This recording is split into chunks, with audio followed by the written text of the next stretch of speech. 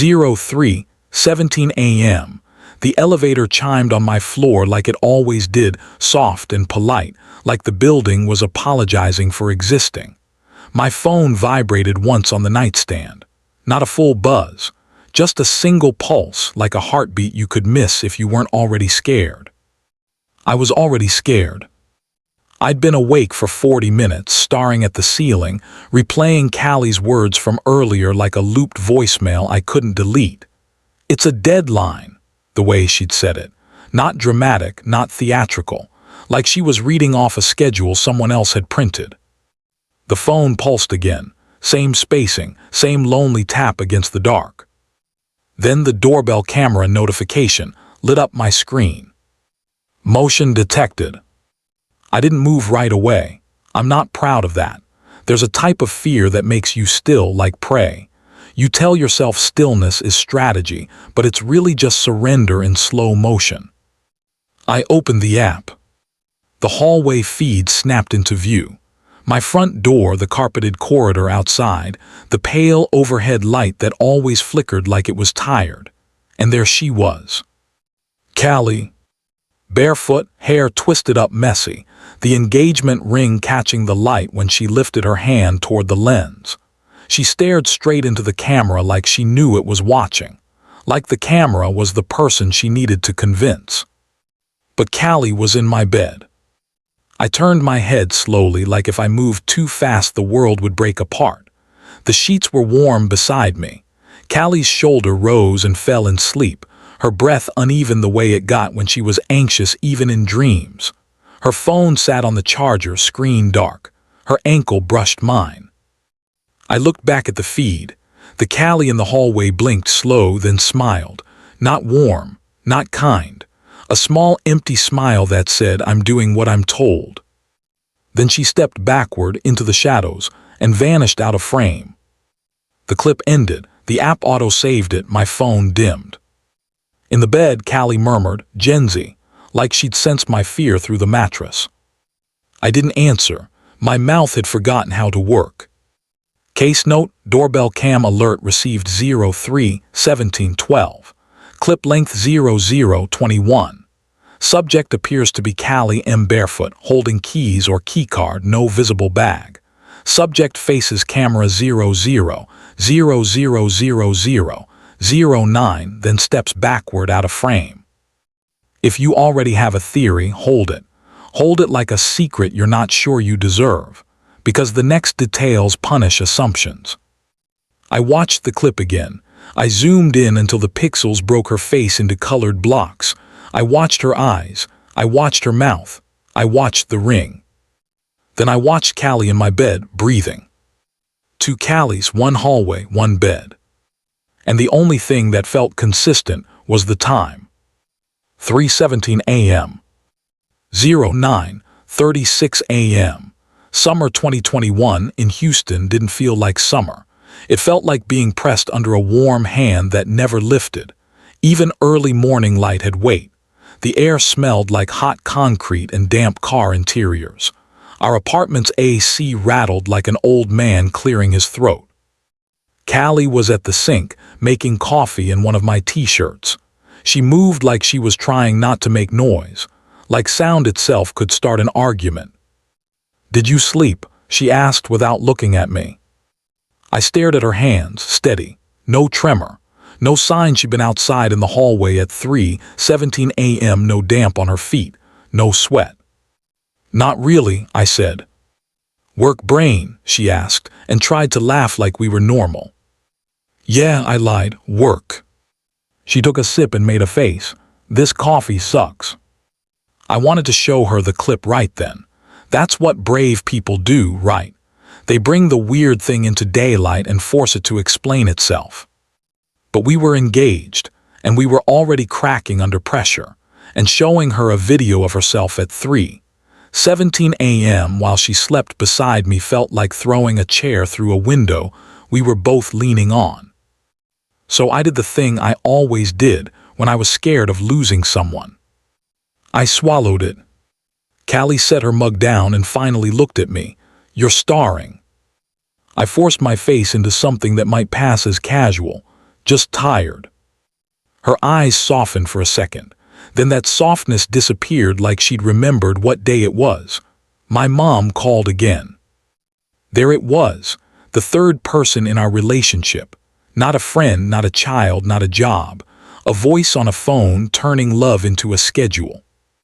Callie's family lived in the suburbs, the kind of Houston sprawl where lawns were perfect and cars were clean and people cared deeply about what other people thought. Callie had grown up in that pressure, breathing it like oxygen. Her family didn't say, "I love you," without conditions. They said, "We want what's best for you," and then told her what best looked like. "What did she say?" I asked, already feeling my stomach tighten.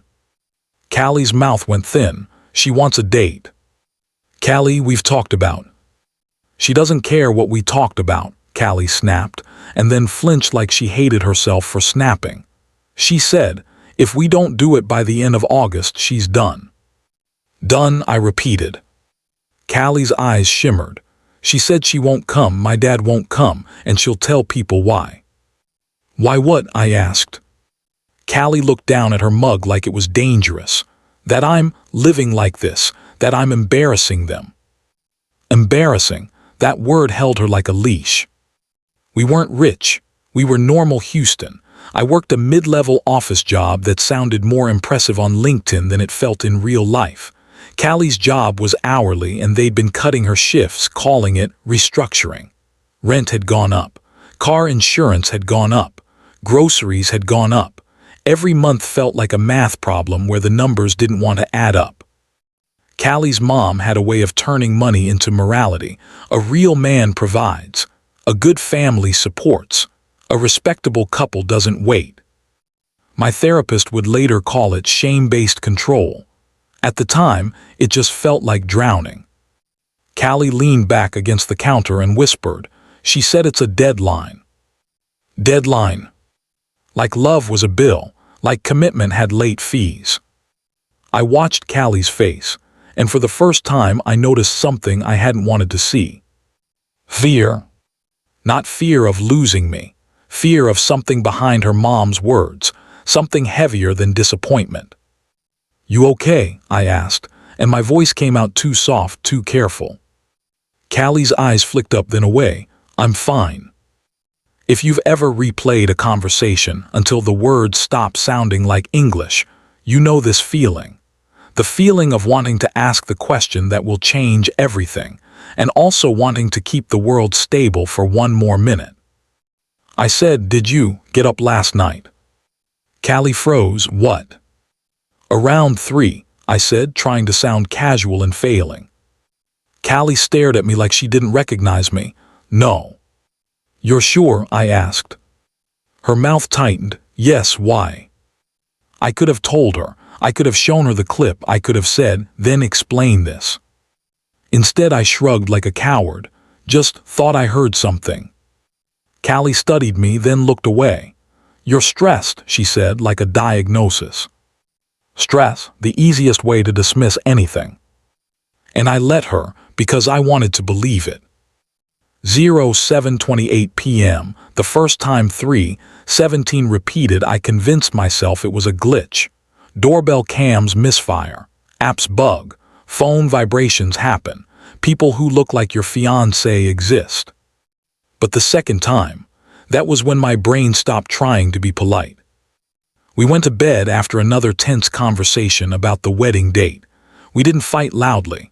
We fought quietly, like adults who knew the neighbors could hear through the walls. Quiet fights are the ones that rot. At 03:17 my phone pulsed once. Then the doorbell app sent another alert. Motion detected.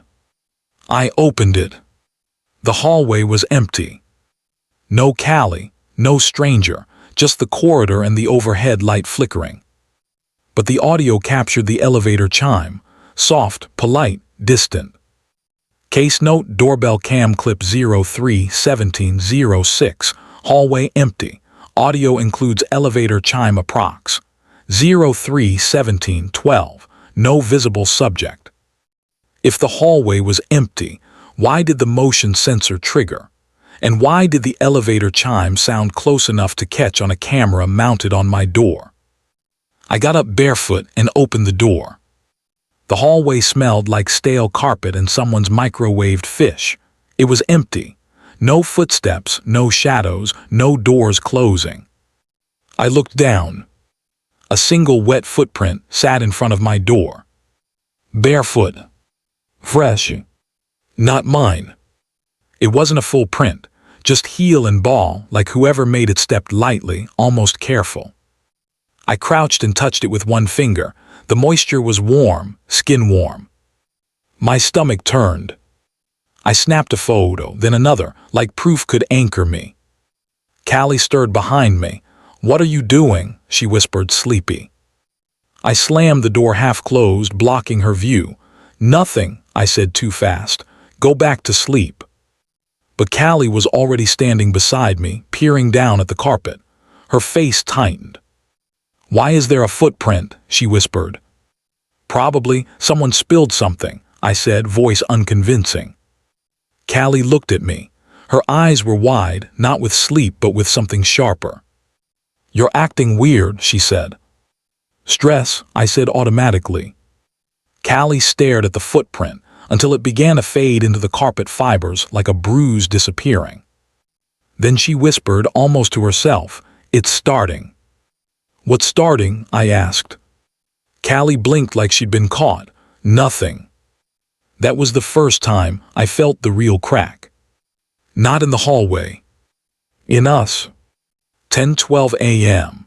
The next day I emailed building management about the footprint and the repeated 3:17 alerts, trying to keep my tone normal. Landlord email. Me, hi. Noticed suspicious activity outside my unit and repeated motion alerts around 3:17 a.m. Are hallway cameras working on my floor? MGMT. Cameras in elevator lobbies only. Hallways not covered. Please notify courtesy officer or HPD if you feel unsafe. Elevator lobby only. No hallway coverage. Meaning the only eyes I had were my doorbell cam, and if that eye was lying, I had nothing. That night, Callie went to work and came home late and quiet. Her phone stayed face down on the table. She kept touching her ring like it was checking her pulse. We ate in silence, the AC rattling, the TV on but ignored. At 03:17 my phone vibrated. One pulse. Then a voicemail came in from Callie's number. Her phone was on the charger beside the bed, screen dark, no missed call on her device. My blood turned cold. I played it. Voicemail. Background elevator chime. Callie whispering, "Don't open it, please." Her voice, her cadence, the way she said please like it cost her something. Then a faint sound, metal tapping metal. Tap, tap, like a vent cover shifting, like a keycard against a door. Then silence. Callie was asleep. I stared at her face, searching for signs of acting, but you can't fake sleep that deep, not with that relaxed jaw. I didn't open anything. In the morning, I showed her the voicemail. Callie's face drained. She grabbed her phone, thumb flying, scrolling call logs like she could erase reality with swipes. "It's not there," she whispered. "I didn't, Genzy, I didn't." "It's on my phone," I said, voice cracking. "It's saved." Callie listened again, eyes widening at the elevator chime. Then something in her shifted. The fear turned into anger, like a shield snapping up. "This is why I hate that camera," she snapped. "This is why I hate all of this. You're turning everything into some horror thing." "I'm not turning anything," I said, voice shaking. "It's happening." Callie's eyes filled. "Then what do you want me to say? That my voice is haunting you?" "I want you to tell me the truth," I said. Callie stared at me. "I am," she whispered. And I hated myself because part of me believed her. 06:21 p.m. A week into the pattern, the deadline got louder. Callie's mom started calling every day, not asking, announcing. Callie started taking those calls in the parking lot, away from the apartment, like the walls might repeat her words back. One night she came in with her face tight and her eyes shining, and she said, "If we don't do it by August 28th, my dad is done with me." "Done," I repeated. Callie nodded. "He said I'm living in sin, that I'm humiliating them." "We're engaged," I said. "That doesn't count to them." Callie's hands shook. I watched her fingers pick at a cuticle until it bled. "What else?" I asked. Callie looked at me too long. "Nothing." But the word deadline had teeth now. 3 days later, Callie whispered in the car, parked outside a grocery store because she didn't want to talk inside the apartment. "It's not just shame." "What is it then?" I asked. Callie's voice dropped. "My mom said if I don't marry you by the end of August, she has someone else." I laughed once sharp. "Someone else, like a date?" Callie flinched. Like she'll set me up, like she'll bring me home and fix it." "Fix it?" Like Callie was a problem. "You're 27, I said. "This isn't." "It is," Callie snapped, then softened. "You don't understand." There it was again. "You don't understand." She stared out the windshield, voice shaking. She said, "If I don't do this, then you were never my fiancé. You were my mistake." Which is worse, being lied to or being used? I didn't say that then, I only felt it. That night at 3:17, my banking app sent a notification. Bank alert log. 03:17 a.m. debit transaction. $189.42. Motel WSTHEIMER LLC. My debit card. A motel on Westthamer. An artery of Houston full of neon and desperation, and places you go when you don't want to be seen. I sat bolt upright, heart pounding. Callie's face was turned away, asleep. I stared at the charge until my eyes hurt. Then a text came in from an unknown number. Text message. Unknown. If you want her to stay, don't miss the date. No name, no context, just that. The deadline had a voice now. Not Callie's. 08:05 a.m. In the morning, I confronted Callie, holding up my phone like it was a badge. "Did you use my card?" I asked. Callie blinked, then laughed once brittle. "What?" "The motel," I said. "Westthamer my card at 3:17. Callie's face went blank for a fraction of a second. Then she shook her head hard. "No." "No, you didn't, or no, it didn't happen," I demanded. Callie's eyes flashed. "I didn't. Maybe your card got skimmed." "At 3:17, I asked. Callie froze. Then she exhaled like she was annoyed with me, not terrified. "Genzy, you need sleep." The words hit like a slap. Because my biggest fear has always been that I'm too much, too anxious, too suspicious, too nighty. And Callie knew exactly where to press. I swallowed my anger like I swallowed everything else. "Okay," I said. But my body didn't believe my mouth. That afternoon, I called the motel. The front desk worker sounded bored. "What's the name on the reservation?" she asked. I gave my name. Keyboard clicks. "Yes," she said. "Reservation under that name. Checked in 03:22 a.m. 03:22, 5 minutes after 3:17. My throat tightened. "Who checked in?" "We can't give that out." "It's my card." "File a police report." I hung up shaking. Callie came home later and saw my face. "What did you do?" she asked quietly. "Nothing," I lied, "just work." Callie stared at me like she didn't believe me. Then she looked away like she didn't want to. 06:47 p.m. The first time I talked to the police, it felt stupid. I called the non-emergency line from my car so Callie wouldn't hear me.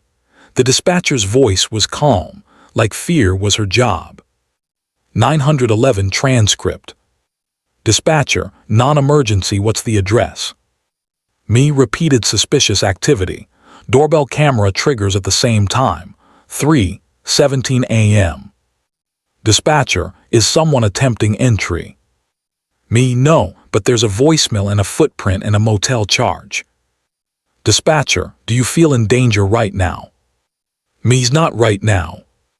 Dispatcher, an officer can come take a report. Any known suspect? Me's no. No known suspect. That was true. It was also a lie, because the suspect in my head was Callie, and the only reason I couldn't name her was because naming her would destroy the last soft part of me. The officer arrived that evening. He wore a body camera and a tired expression. He watched the clips, listened to the voicemail, shrugged at the bank alert like money crimes were a separate planet from human fear. Could be spoofing, he said. Could be sleepwalking, could be nothing. Could be nothing, I repeated, and my voice sounded thin. He looked at me with a kind of weary pity. You and your fiancée stressed, he asked. Yeah, I said. He nodded. Stress makes people weird and it makes tech weird. Then he softened slightly. Change your locks, ask management for lobby footage, don't confront anyone alone. He left. The apartment felt smaller after that, like the walls leaned in. If you're still here, you already feel what this is turning into. Because when the police say could be nothing, what they mean is nothing we can hold. And 3:17 was slippery. 11:59 p.m. Callie came home late that night, cheeks flushed, hair frizzed from the humidity. She smelled faintly of cigarette smoke even though she didn't smoke. My mom wants to meet tomorrow, she said. Meet, I repeated. Us, Callie said. Her eyes were too bright. She wants to look you in the eye. My stomach tightened. Why? Callie's jaw clenched. Because she thinks you're dragging your feet. Callie, I'm not. Just please, she said, and the word sounded like surrender. Just one dinner. We went. Her mom smiled too wide. Her dad didn't hug me. The living room smelled like lemon cleaner and tension. Her mom talked about commitment and doing the right thing and how things look. Then she said, August 28th is perfect. I opened my mouth to say we couldn't afford it. Callie's hand squeezed my thigh under the cushion, hard. A warning. Her mom looked at me. Well, public shame is a real thing. It's not dramatic. It's not cinematic. It's a pressure in your chest, a heat in your face, a voice in your head whispering, don't be the villain. I nodded. Okay, I said. Callie exhaled like she'd been holding her breath for weeks. Her mom smiled, victorious. Good, she said. Then this can all be over. All be over. Like love was a problem solved by a ceremony. On the drive home, Callie burst into tears, sudden and violent. She pressed her forehead against the steering wheel, shoulders shaking. I hate them, she whispered. I hate that they can do this to me. I reached for her. She flinched away, then leaned into me like she couldn't help it. You saved me, she whispered, and the words punched a hole in my chest. Saved her. From what? That night 3:17 came again, the phone vibration, the elevator chime, the quiet metallic tap in the voicemail. Tab, tab. And then the anonymous number texted. Text message. Unknown, good choice, keep it. Keep it. Not keep her. Keep it. Like the wedding was a product. Like Callie was collateral. 03:17 a.m. 2 nights after we agreed to the date, I woke up at 3:16. Not on purpose. My body did it like a trained dog. At 3:17, my phone pulsed. The doorbell cam alert popped. Motion detected. I opened it. Callie was in the hallway again. But this time she wasn't staring at the camera. She was looking down the corridor toward the stairs. Her face was tight, jaw clenched. She held something in her hand, flat, reflective. A keycard. Motel keycard. My stomach dropped. At 03:17, 08 she turned her head and looked into the lens, eyes shining with fear. Then she mouthed one word. Don't. Then she stepped toward the stairs and disappeared. In my bed, Callie rolled over and whispered, Genzy. I froze. Her voice was thick with sleep, real. Are you awake? She murmured. I stared at her face, my brain trying to break itself to make the pieces fit. Yeah, I whispered. Callie blinked. Why? Bad dream, I lied. Callie reached for my hand, squeezing. You're here, she murmured. The irony was sharp enough to cut. Because I didn't know where she was. That morning I asked building management to let me see the elevator lobby camera footage for 03/10/03/25. Policy said no, but the courtesy officer, bored and sympathetic, let me stand behind him. At 03:17 the elevator doors opened. No one stepped out. The doors closed. Empty. Glitch, he said, shrugging. But the doorbell cam audio had captured the elevator chime, close, and the doorbell cam video had captured Callie on the hallway near the stairs. Empty elevator, visible Callie, sleeping Callie. Mystery be tightened like a noose. Case note, lobby camera 03:17 shows elevator doors open-close with no visible passenger. Doorbell cam audio simultaneously captures elevator chime. Discrepancy noted. If you think it's just technology, remember, technology is still human. Humans set clocks. Humans build systems. Humans exploit gaps. 04:42 p.m. The motel charge happened again 3 days later. Same amount. Same time. Then again. Then again. $189.42 at 3:17. My checking account started bleeding like a slow wound. I changed my debit card. I updated auto pay. I thought I'd severed the leak. The next night, the charge hit anyway, this time through my account number. Someone had more than my card. Someone had access. Or someone had me. I didn't tell Callie. I didn't want to add money panic to wedding panic to 3:17 panic. We were already vibrating like a wire ready to snap. But my body kept score. My appetite disappeared. My hands shook. I started keeping notes in my phone like a paranoid accountant. Case note, 08/0508/14. Recurring debit OC withdrawals at 03:17 a.m. Motel WSTHIMER LLC. $189.42 x4.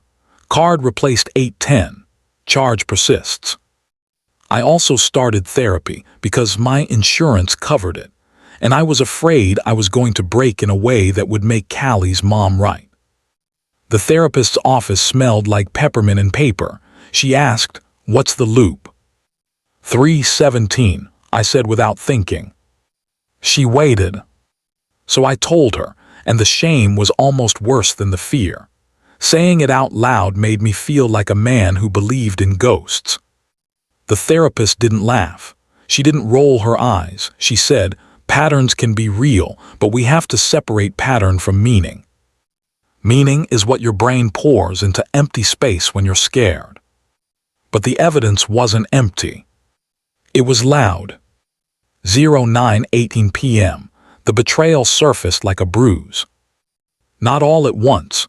Not in a dramatic confession, in small inconsistencies, in Callie's phone face down, in her taking calls in the bathroom, in her leaving for air and coming back smelling like somewhere else.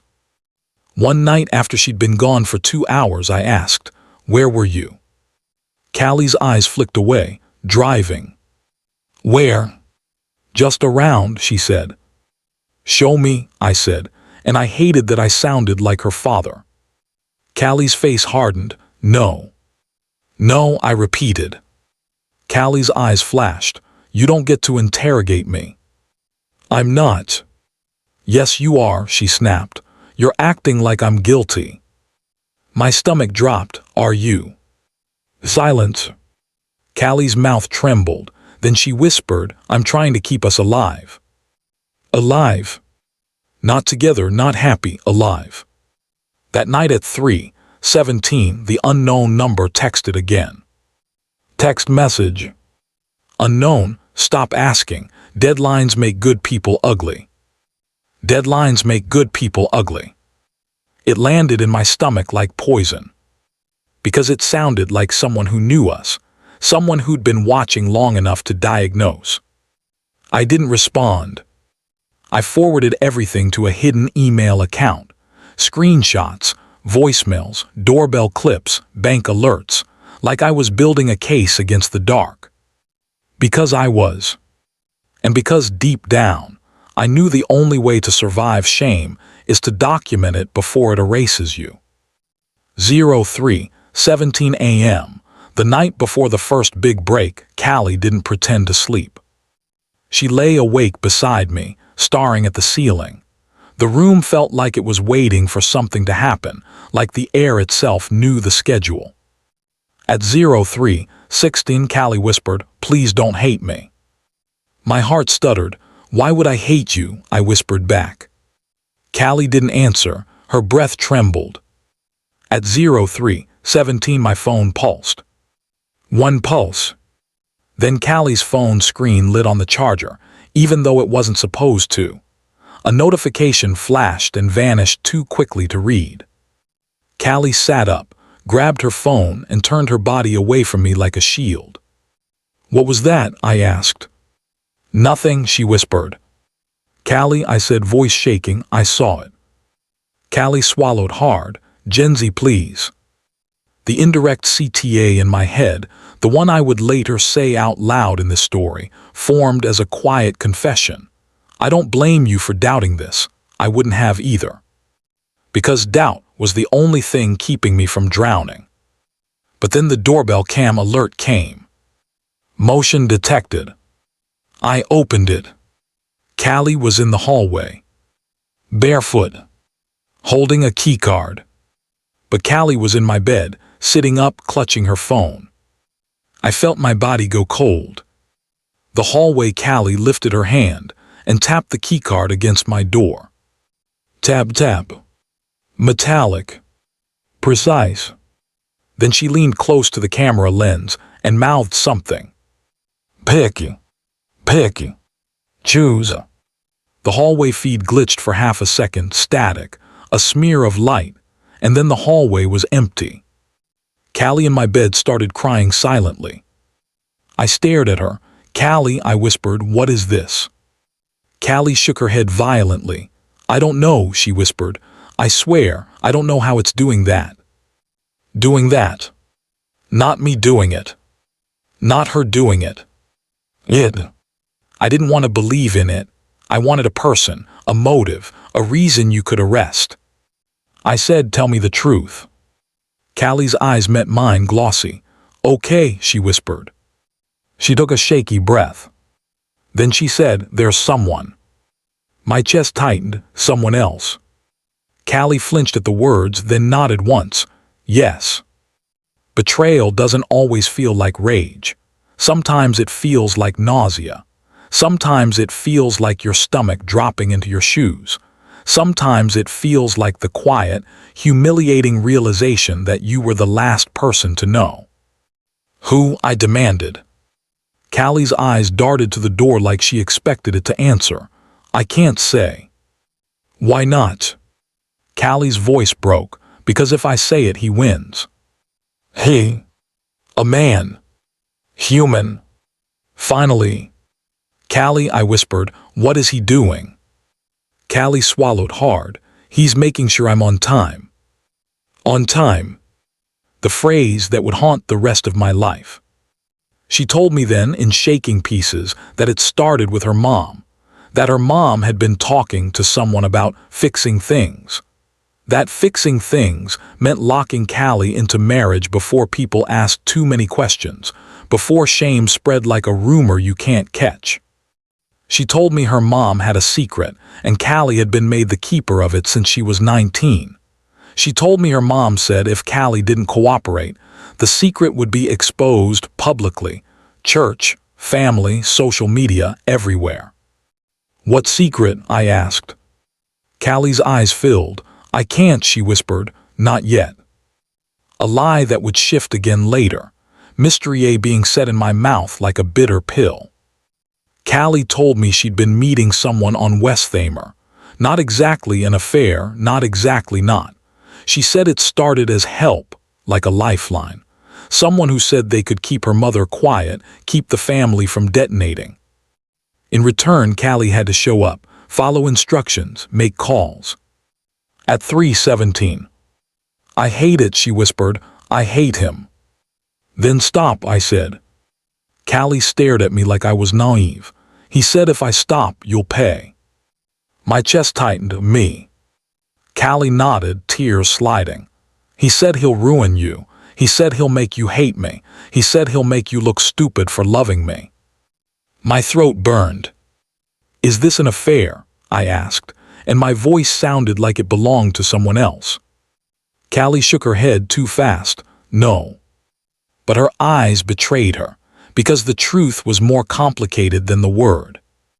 And complicated truths are the ones that break you slowly. 02:34 p.m. I wanted to go to the police with everything. I wanted to say, my fiancé is being coerced. Someone is stalking our timeline. But Callie begged me not to.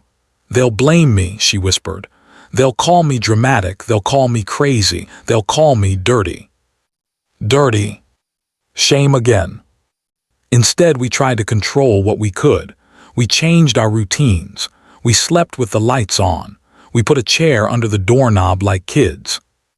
We documented everything. And we fought because fear makes you ugly. I started watching Callie's face for tells. I started checking the doorbell cam history like a gambler checking odds. I started tracking her work shifts against the 3:17 events like a man trying to solve a math problem that was actually his heart. Callie started resenting me for looking at her like a suspect. I started resenting her for keeping secrets that were poisoning us. And her mom kept calling, cheerful and cruel, asking about dress shopping, asking about guest lists, asking about church bookings. Every 10-12 minutes of our life, a new small cliffhanger arrived, even if it wasn't cinematic. A new message, a new policy, a new contradiction. The kind of tension that doesn't let you breathe. 03:17 a.m. The first major turn, what would have been minute 50 in a documentary, came disguised as a mundane object. A hotel keycard log. It came from an email I didn't expect. The motel on Westhamer, Motel Westhamer LLC, sent an automatic receipt to my email address. I hadn't given them my email. Callie hadn't given them my email, she insisted. The receipt was plain, almost boring. Room 214, one night, charges, timestamp. At the bottom a note, keycard issued 03:21 a.m. Then a second note, additional keycard issued 03:33 a.m. Additional keycard. 2 keycards. 2 people. Or one person preparing for handoff. I showed Callie, she went pale. That's not, I didn't, she whispered. Callie, I said, voice shaking, you told me it wasn't an affair. It's not, she insisted, tears flooding. It's not like you think. He made me meet him, he said. Who is he? I demanded again. Callie shook her head violently. I can't. Then tell me what you can. Callie took a shaky breath. The first time I went, she whispered, it was just talk. He sat across from me and smiled like he knew everything about me. He told me my mom was scared. He told me my mom owed him. He told me my mom promised him control. Control of what? I asked. Callie's eyes shimmered. Of me, she whispered. My stomach turned. He said, Callie continued, voice breaking, that I was late to my own life, that I needed a deadline, that my family needed to stop looking stupid, that you were a good choice. A good choice. Like I was a product. Callie whispered. He said if I married you by August 28th, the debt would be forgiven. Debt. Not just shame, money favors something owed. And then Callie said the sentence that cracked my reality wider. I never slept those nights, she whispered. I pretended. I stared. What? Callie's cheeks flushed with shame. I'd wait until you fell asleep, then I'd go, she whispered. I'd come back and crawl into bed, you'd never know. My mouth went dry. Then how? I started, thinking of the time she was in bed when she was on camera. Callie's eyes widened, terrified. I don't know, she whispered. Sometimes I'd come back and you'd be awake. Sometimes I'd come back and you'd still be asleep. But those clips, Genzy, I swear, those clips show me when I was here. Her voice broke, I don't know how. Now the betrayal reframed. Callie had lied about sleeping. She had been leaving. She had been meeting someone. She had let me believe I was crazy. But it wasn't the simple betrayal of an affair. It was the desperate betrayal of someone being coerced, someone being timed, someone being used as collateral. Which is worse? Being lied to, or being pulled into someone else's cage without consent? I stared at Callie and felt two truths at once. I loved her, and I didn't know her. And somewhere in the middle, 3:17 kept tapping. Tab tab. 07:41 a.m. The next step should have been simple. Go to the police with the debt story, the coercion story, the motel receipts. But reality has procedures, and procedures have friction. Callie refused to go in person. They'll call me a liar, she whispered. They'll ask why I didn't tell sooner. They'll ask what I did in that room. They'll look at me like dirty. So I went alone again, carrying evidence like a man carrying his own shame. The investigator, a man with a calm voice who didn't become a name in my memory because I refused to let him, listened. He watched the doorbell clips. He studied the motel receipt. He listened to the voicemails. He said the words spoofing again, masking, VoIP. He also said, if there's coercion, we need her statement. I said she's scared. He nodded. Fear is common, he said, and it wasn't comforting. He agreed to request motel records. He agreed to subpoena the phone number if the case met thresholds. He said, document everything. So we did. We built a case out of our lives. And the case built a hole in our relationship. 12:09 p.m. Callie's family pressure intensified as the date approached. The wedding planning turned into a countdown clock. Callie's mom called about deposits and guest lists like those details mattered more than Callie's shaking hands. Callie started losing weight. She stopped eating breakfast. Her panic spells became daily. She'd sit on the bathroom floor, eyes wide, hands numb, whispering, I'm late, I'm late. Late to what? I'd ask. She'd only shake her head. Money pressure piled on. The wedding deposit, the rent, Callie's reduced shifts, my recurring motel withdrawals draining my account. The shame of money is its own kind of torture. You can't tell people you love that you're afraid of your bank balance without feeling like you're confessing a moral failure. Callie's mom made it worse by talking about money like it was an insult. We can help, she'd say, with a tone that meant you can't. We argued about it, quietly, bitterly. One night Callie snapped, maybe if you made more we wouldn't be in this. I stared at her. The words hit like a slap, not because they were true, but because they were borrowed. They sounded like her mom. Callie's face collapsed as soon as she said it. I didn't mean, she whispered. But it was out. And if you've ever heard someone you love speak with someone else's cruelty, you know the dread that follows. 03:17 a.m. The night Callie disappeared the first time, I woke at 03:12. My eyes snapped open like someone called my name. Callie lay beside me tense, not asleep. She was staring at the ceiling too. At 03:16 she whispered, if I go, don't follow. I turned toward her. What? Callie swallowed hard. I have to fix it, she whispered. Fix what? Callie didn't answer. At 17 my phone pulsed. Doorbell cam alert. Motion detected. I opened it. The hallway was empty. But the audio captured breathing. Not Callie's soft sleep breath, someone closer, someone aware. Then low and calm, a man's voice. Transcript. Voicemail, deadline tomorrow. My blood turned to ice. Callie's hand grabbed mine under the sheet, crushing. He's here, she whispered. Who? I demanded. Callie's eyes were wild.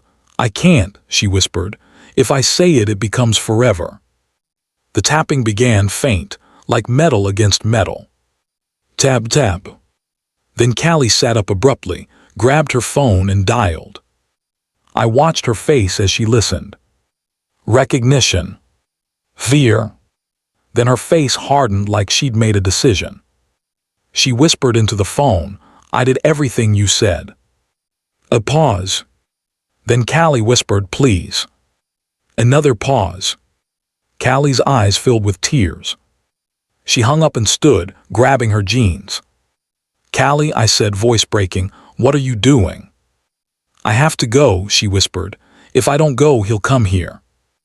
No, I said, sitting up dizzy. No, we call the police, we.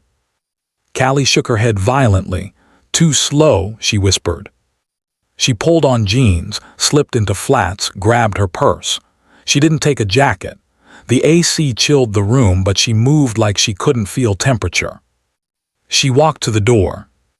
I followed, heart pounding. Where are you going? Callie's hand on the knob shook. West Thamer, she whispered. The motel. No, I said instantly. Callie, don't. Callie turned toward me, tears shining. If you love me, she whispered, you'll let me go. That sentence, the soft weapon. I froze, because my biggest fear has always been being the person who holds too tight. Callie opened the door. The hallway outside was empty.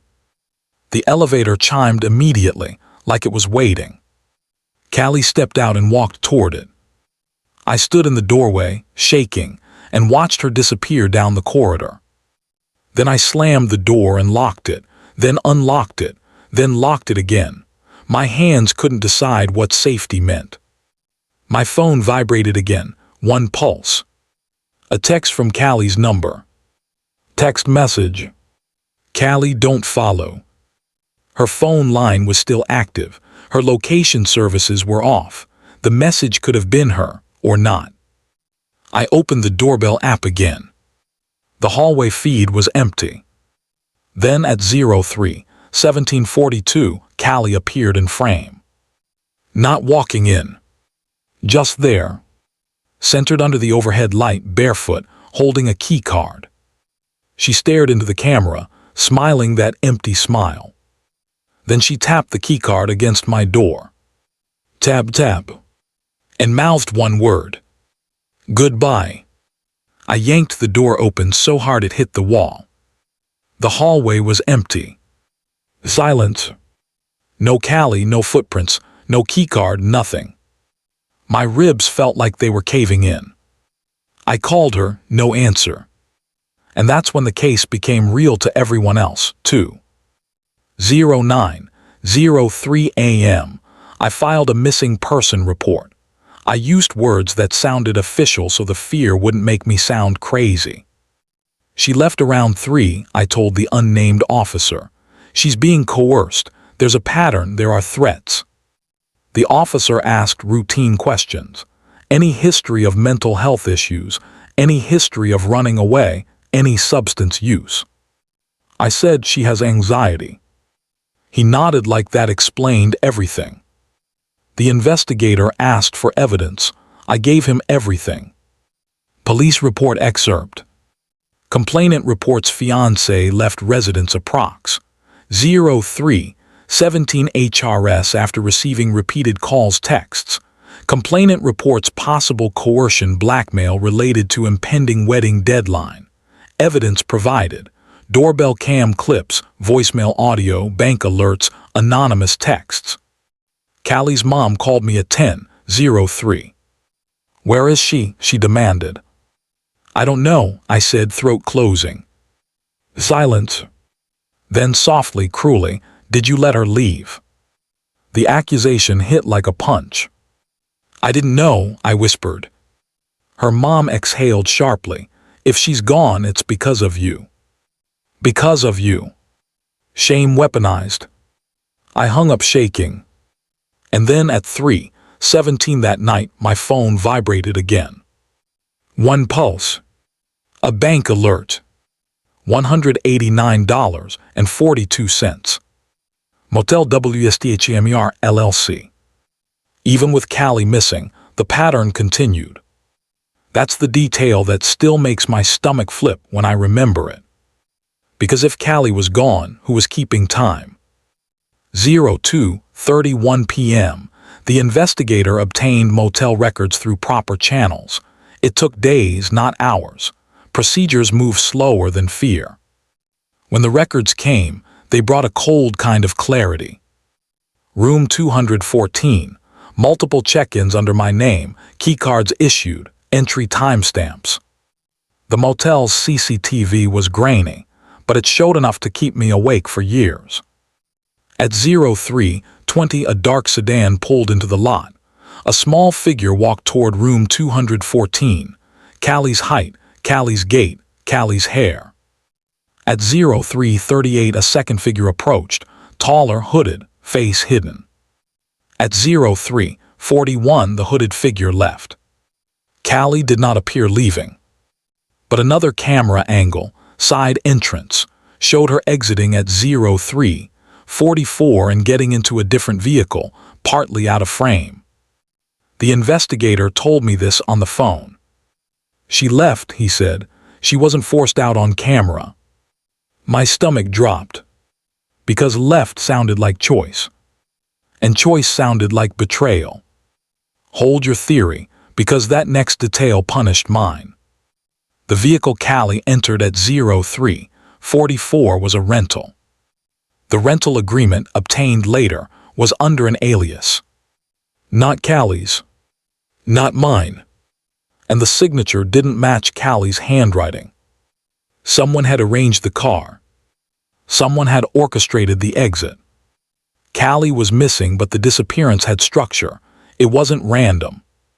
That's when I realized this wasn't just about keeping Callie obedient. It was about moving her like a piece. And it was about making me watch. 03:17 a.m.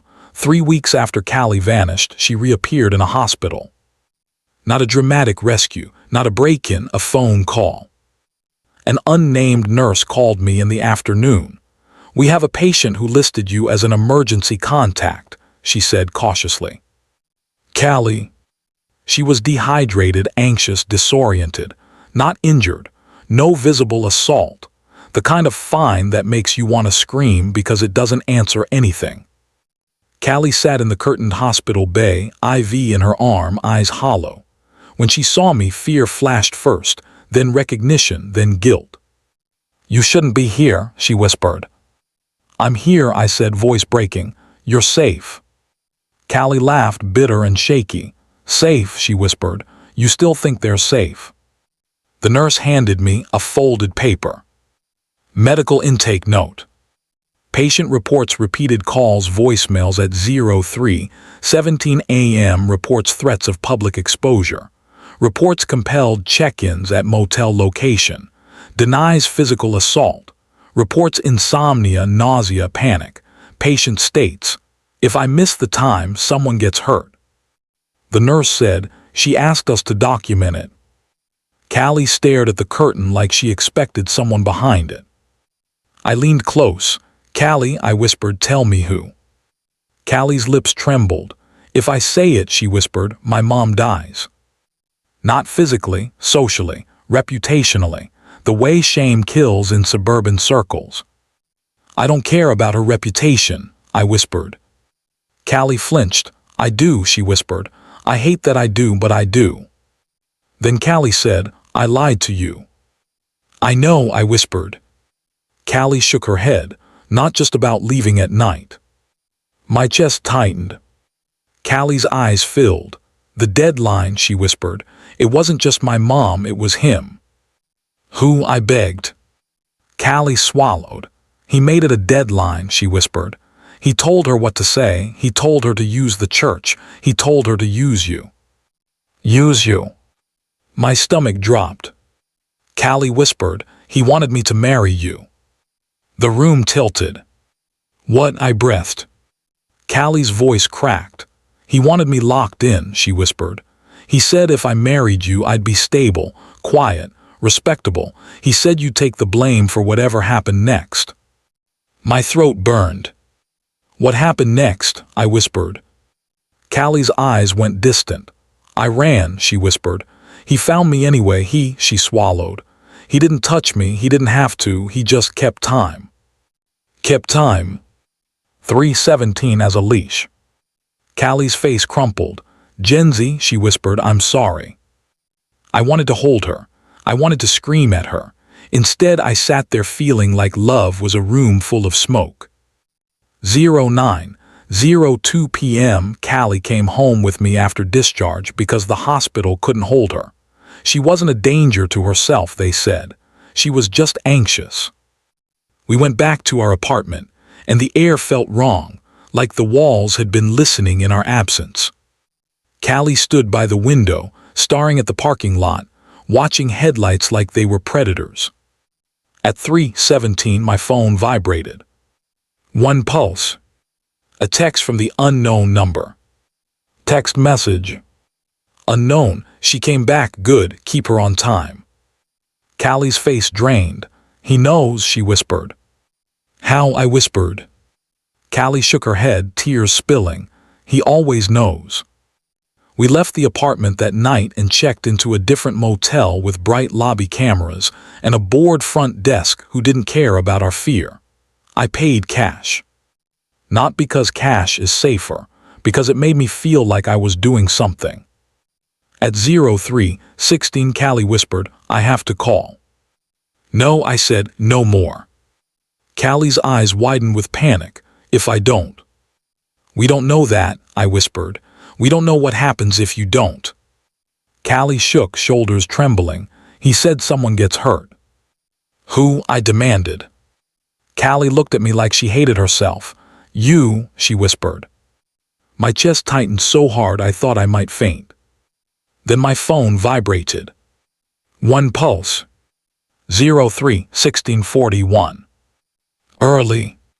My screen lit up with an incoming call from an unknown number. It rang twice, then stopped. A voicemail icon appeared. I played it. Voicemail. Voicemail, you're late. Not a threat, a judgment. Callie collapsed onto the bed, sobbing.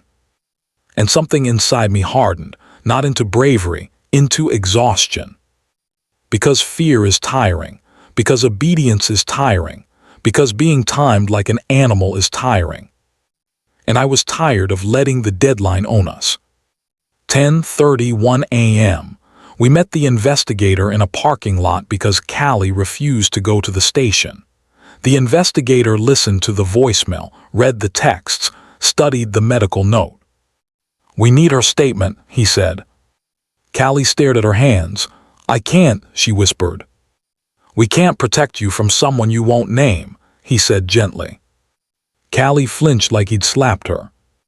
I stared at the investigator. What if the name isn't the point? I asked. What if it's the pattern, the deadline? The investigator's eyes narrowed. Patterns mean habit, he said. Habit means human. Human. It should have comforted me. It didn't. Because humans do things monsters don't even imagine. The investigator requested warrants. He requested phone carrier records. He requested motel logs. He requested bank fraud investigations. Procedures began grinding forward like gears. And while they did, 3:17 kept arriving like a tax bill. 03:17 a.m. The peak fear event, minute 75 in a documentary, If Life Had Chapters, happened back in our apartment because we couldn't afford to live in motels forever. We installed extra locks. We put door wedges under the door. We set my phone to record audio at 3:10 every night. Callie sat on the couch, arms around her knees, eyes hollow. At 03:16 she whispered, "If I disappear again, don't follow." "Don't say that," I whispered. Callie's mouth trembled. "If you're still here," she whispered, "you already feel what this is turning into." It sounded like a confession, like she knew she was becoming a story. At 03:17 my phone vibrated. Doorbell cam alert. Motion detected. I opened the feed. The hallway was empty, but the audio captured metallic tapping. Tab, tab. Then a voice low and close. Transcript. Voicemail, open it. Callie started shaking violently. "No," she whispered. The tapping continued steady, like a code. Tab, tab. Then the doorbell cam glitched. For a fraction of a second, it showed our living room. Not the hallway. Our living room, from an impossible angle, like the camera had turned inward through the door. Callie on the couch, me standing by the door. Then it snapped back to the empty hallway. My skin went cold. Callie whispered, "He's in the vents." And then I heard it, a faint click above us in the ceiling vent, the cover shifting. Tab, tab. My stomach turned. I called 911. The dispatcher's voice was calm. 911 transcript. Dispatcher, 911, what's the address? Me, someone's inside. I hear tapping in the vent. There's a voice on the door camera. Dispatcher, are they inside the apartment? Me, I don't know, I hear them. Dispatcher, officers en route, stay on the line. The tapping stopped as soon as I said officers. Like the building itself had ears. The elevator chimed. Then my phone vibrated again. A text. Text message. Unknown, better on time. On time. The officers arrived. They searched. They found nothing. They looked at the vent and shrugged. Could be settling, one said. Settling. I stared at him like he was speaking another language. After they left, Callie sat on the floor and rocked slightly, whispering, "I can't do this." I sat beside her, shaking. "Then we go public," I whispered. "We tell everyone, we destroy the shame." Callie's face crumpled. "If I go public," she whispered, "my mom will kill me." Not with hands. With exile. With reputation. With the weapon she'd been sharpening for years. I stared at Callie and realized the cage wasn't just a man. It was a whole ecosystem of silence. 08:18 p.m. Major Turn 2, minute 90 in a 2-hour story, came from bank records, not CCTV. The fraud department called me, an unnamed voice reading numbers. "Sir, we're seeing ACH withdrawals authorized by a different device than your usual," the voice said. "We're also seeing an email change request submitted for your account." Email change, I repeated cold. "Yes, it was submitted using a phone number on file that does not match yours." My stomach dropped. I opened my bank account settings and saw it. A secondary phone number added weeks earlier. Not mine. Not Callie's. Someone had inserted themselves into my finances. Not just stealing, controlling timing. The fraud department reversed some charges. They flagged my account. They asked if I'd shared personal information. I thought of Callie's mom's questions over dinner. Birthdays, middle names. Just for invitations, she'd said, the way she'd smiled. I thought of my own stupidity, handing over details because I wanted her to like me. I felt nausea rise. The investigator called later that night. "We got something from the carrier," he said. My heart slammed. "The unknown number," he said, "is a VoIP line routed through multiple services. Hard to pin, but the voicemail audio, there's a match." "A match to what?" I whispered. "To a prior complaint," he said. A prior complaint, someone else. The investigator paused. It's connected to a series of harassment cases involving wedding deadlines, he said slowly. My blood ran cold. Wedding deadlines, I repeated.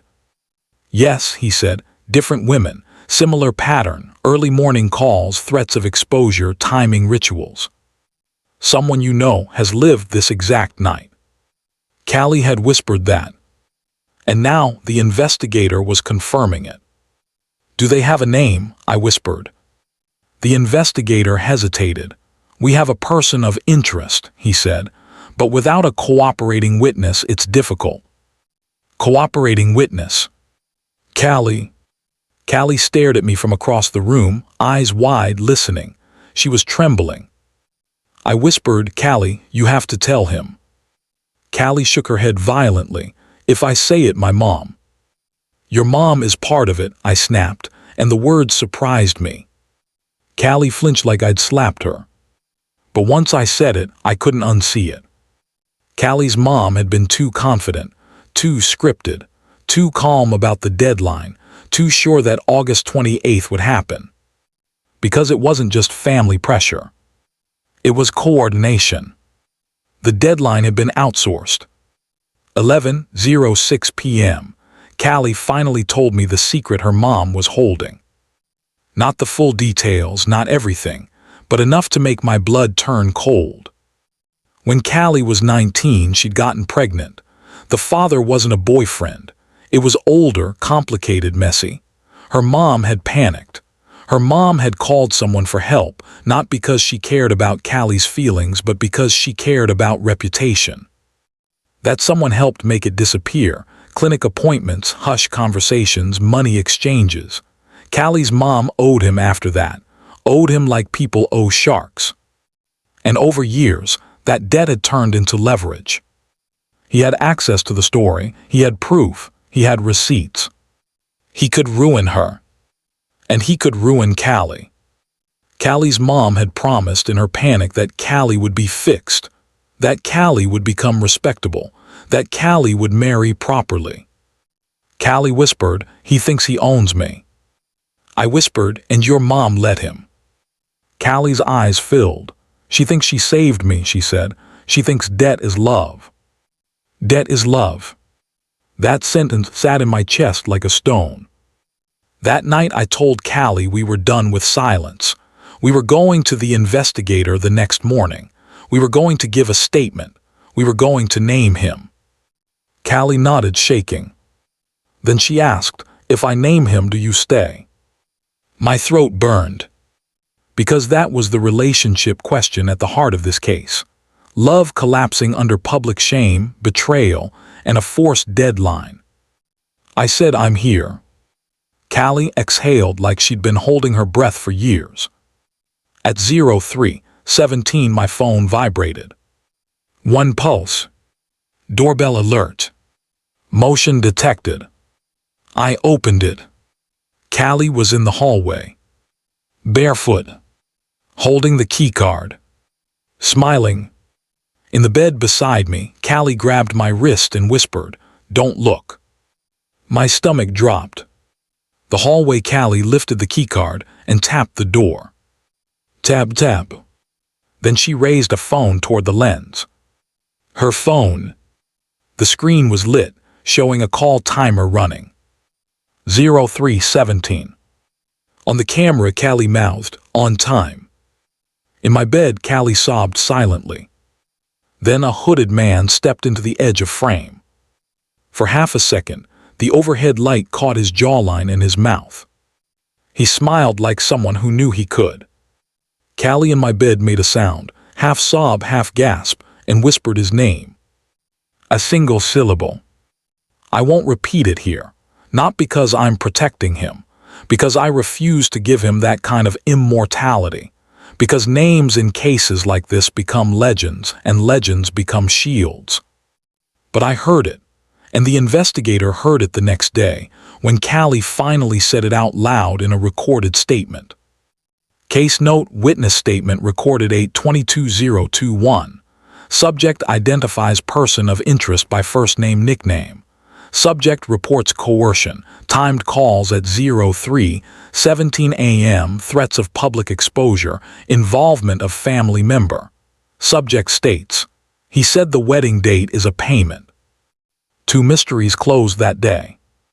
Mystery A, the shifting lie, closed with the ugly truth. Callie had been leaving at night, meeting him under coercion, lying to me and calling it protection. Mystery B, the evidence contradiction, didn't close with magic. It closed with a technical explanation and a human one. The investigators' tech unit found that my doorbell camera's time sync had been intermittently wrong, pulling timestamps from a compromised network time server. My router logs showed repeated attempts to access it at odd hours. A neighbor's unsecured Wi-Fi had been used as a hop.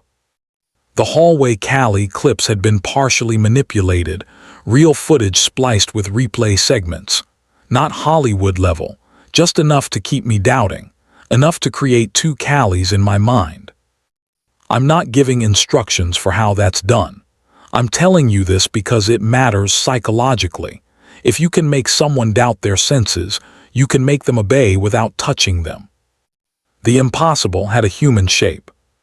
But Mystery C, the unresolved end question, didn't close. Because even with a statement, even with technical findings, even with a person of interest, the pattern didn't die. It moved. 09:44 p.m. Callie entered witness protection-like measures that weren't officially called that. The investigator arranged a safe house, temporary through channels that existed in the gray space between policy and compassion. Callie's mom, when confronted, cried and denied and blamed Callie for being dramatic.